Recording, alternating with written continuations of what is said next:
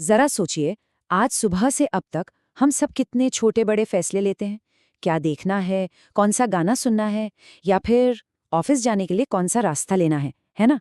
पर शायद ये जानकर हैरानी होगी कि इन बहुत सारे फैसलों में एक खामोश साथी हमारे साथ होता है, और वो साथी है मशीन लर्निंग।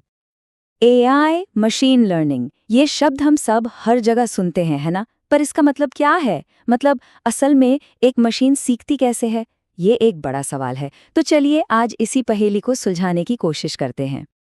तो ठीक है, मशीन लर्निंग की इस दुनिया में कदम रखते हैं और शुरुआत करते हैं सबसे बुनियादी सवाल से। आखिर ये चीज़ है क्या? अगर बिल्कुल सीधे साधे शब्दों में कहूँ तो ये डेटा के एक बड़े समुंदर में से काम के पैटर्न को अपने आप ढूंढ निकालने की कला है। और कमाल की बात पता है क्या है? हम मशीन को ये नहीं बताते कि क्या खोजना है। नहीं, मशीन खुद ही उन पैटर्न्स को पहचानना सीखती है। अब मशीन के सीखने के मोटे तौर पर दो तरीके हैं।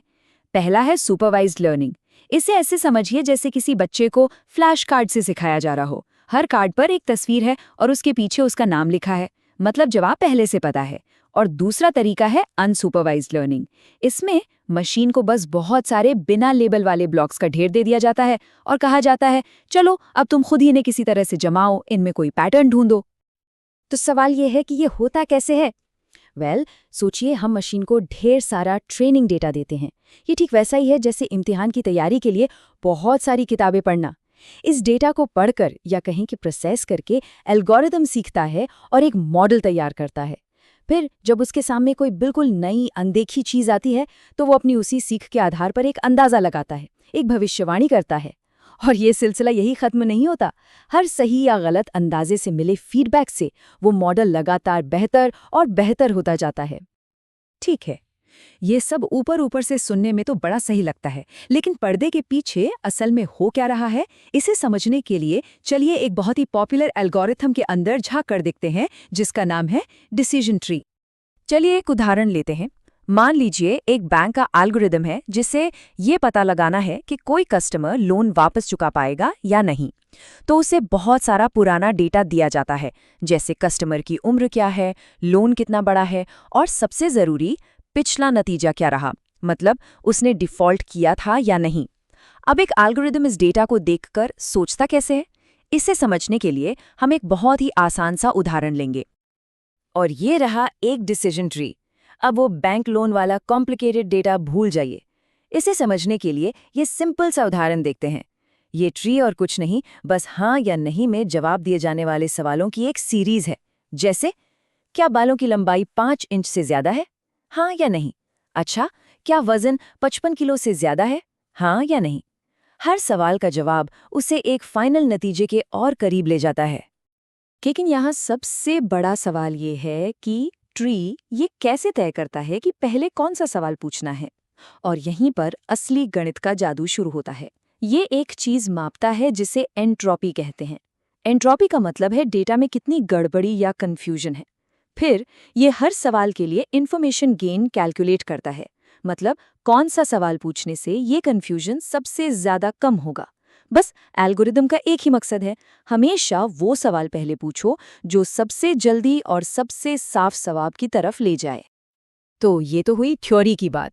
चलिए अब इस लैब से बाहर निकलते हैं और देखते हैं कि असल दुनिया में ये टेक्नोलॉजी कहाँ-कहाँ और कैसे हमारी जिंदगी बदल रही है। जैसे कि फेक न्यूज़। सोशल मीडिया पर जो गलत जानकारी फैलती है, उसे रोकने के लिए प्लेटफॉर्म्स नेचुरल लैंग्वेज प्रोसेसिंग या आप शॉर्ट में कहें तो एनएलपी का इस्तेमाल करते हैं। ये एआई को हमारी आपकी तरह भाषा को समझने और उसका मतलब निकालने की ताकत देता है। और इसी टेक्नोलॉजी के दम पर फेसबुक और ट्विटर जैसे बड़े प्लेटफॉर्म्स डाउटफुल पोस्ट्स को पहचान पाते हैं। या फिर वो कस्टमर सपोर्ट चैटबॉट्स जिनसे हम सब ने कभी ना कभी बात की है। आजकल के जो सबसे एडवांस चैटबॉट्स हैं वो लार्ज लैंग्वेज मॉडल्स यानी एलएलएम्स पर चलते हैं।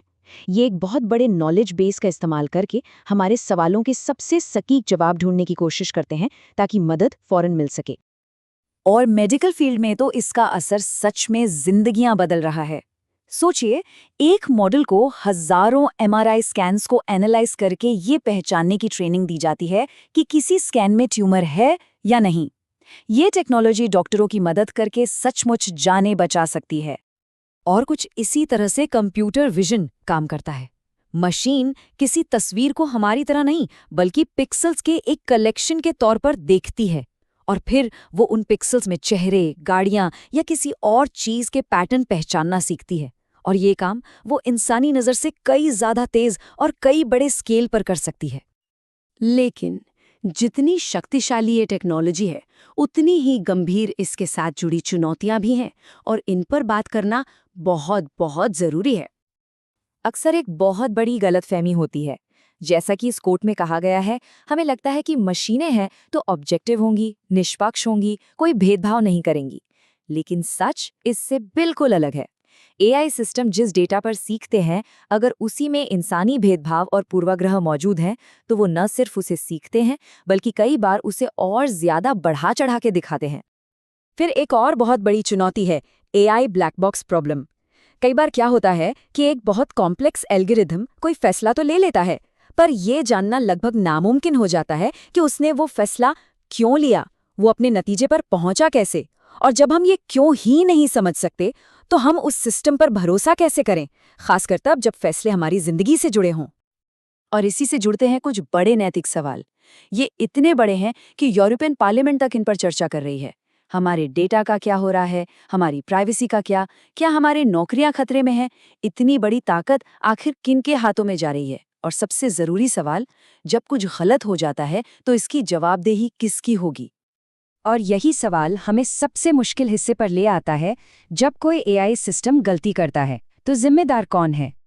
सोचिए, जब एक सेल्फ ड्राइविंग कार जैसी ऑटोनोमस सिस्टम से कोई जानलेवा गलती हो जाती है, तो जिम्मेदार कौन है?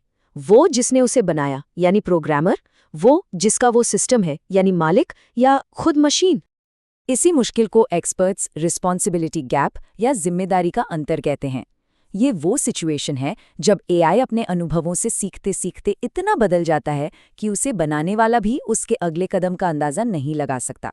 तो ऐसे में उसके किए गए कामों के लिए भला किसे दोषी ठहराया जाए? तो देखिए, चुनौती सिर्फ एआई के नुकसान से बचने की नहीं है।